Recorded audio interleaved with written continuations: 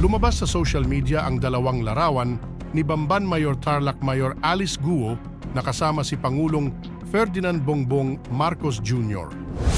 Ipinost ng alkalde ang nasabing picture sa kanyang Facebook account ilang oras matapos itanggi ng Pangulo na mayroon itong alam o impormasyon ukol sa kanyang pagkakilanlan. Nakunan umano ang nasabing larawan noong nagbisita siya sa ginanap na inspeksyon ni PBBM sa airport patungong New Clark City Access Road nitong February 20.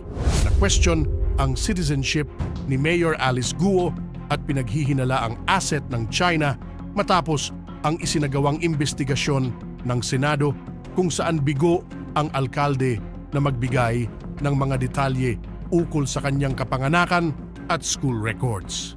Nag-ugat ang issue matapos na matukalasan sa kanyang nasasakupan sa Bamban Tarlac ang isang malaking pogo hub na iligal na nag-ooperate.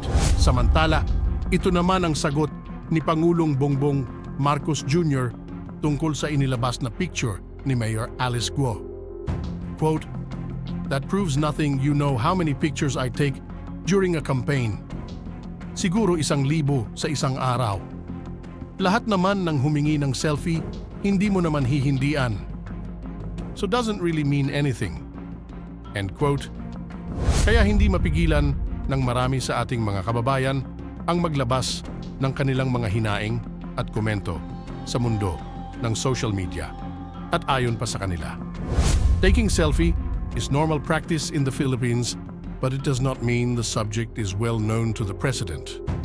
We should bear in mind that people with bad intention used this selfie to influence other for whatever intention they had in mind. Magtaka tayo kung tatangi ang usang leader na magpa-selfie. Siyempre, kung may project ang government sa Pampanga or election, siyempre kailangan i-meet ang mga local politicians sa bawat provinces, kaya nakasama sa picture si Guo at hindi talaga sila magkakilala ni Pres PBBM, kaya huwag mag-intriga. Buti pa yan naalala pa niya, pero yung mga tanong sa kanya sa Senate hearing, halos lahat hindi niya maalala.